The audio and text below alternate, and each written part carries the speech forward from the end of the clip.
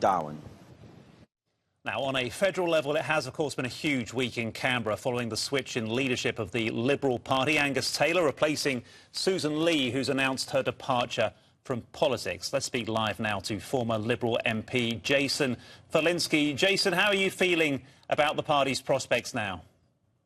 Well, happy Valentine's Day, and like anyone on Valentine's Day, I'm only feeling good thoughts about the Liberal Party today.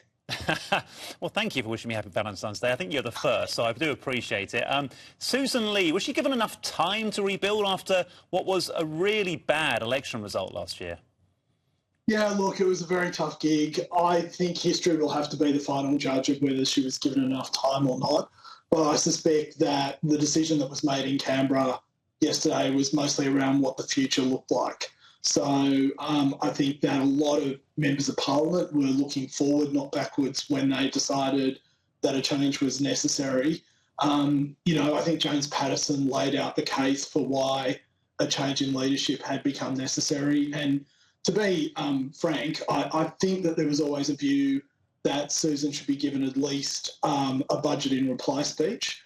But the events in Bondi and the hate speech laws accelerated that timeline so that, unfortunately, her leadership came to an end yesterday.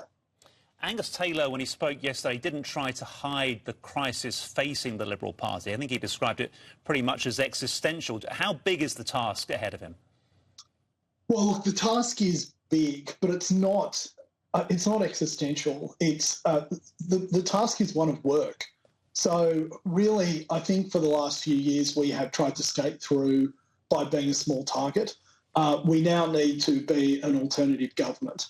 And that means actually prosecuting policies and prosecuting Liberal Party values, which Australians have never been crying out for more louder. I suspect that a large part, maybe even 60 or 70% of the support that One Nation is receiving in polls at the moment is actually Australians saying that they want the Liberal Party to get off their backside and actually stand up and have a fight with the Labor Party and the far-left ideologues that basically run our country at the moment. We're getting different views about how much the fact that Susan was a woman played a part. Obviously, Jane Hume is there as deputy leader now.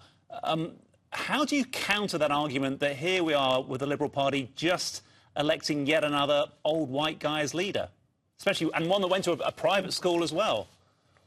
Yes, I know. It's just terrible. Well, what I would say is it's pathetic. It's absolutely pathetic, and it makes me angry because the same people who are now saying, oh, poor Susan Lee, she was a woman and that's why she's been treated this way, were exactly the people who were saying horrible, awful, hateful and divisive things about her less than a week ago. And I'm referring most particularly to the Teals like Allegra Spender, Sally Steggall and Sophie Scomps. I think it is, if this is what they really believe, then perhaps they should show a little bit more dignity when she was in that position. The fact is that I think Australians have had enough of identity politics. What they want is real solutions to the real problems that they're facing. I'm not saying that Angus Taylor will be providing those. I believe he can, and I hope that he does. What I am saying, though, is at the moment, the Teals, what's left of the Greens and the Labor Party are the cause of most of the concerns and anxieties and frustrations that Australians are feeling, and that's why they want the Liberal Party to do better. And that doesn't just happen because the person who's saying the policy happens to identify as whatever, oppressed group you want to put them in. What's Angus Taylor actually like? Look, he's very smart. He's a very charming bloke.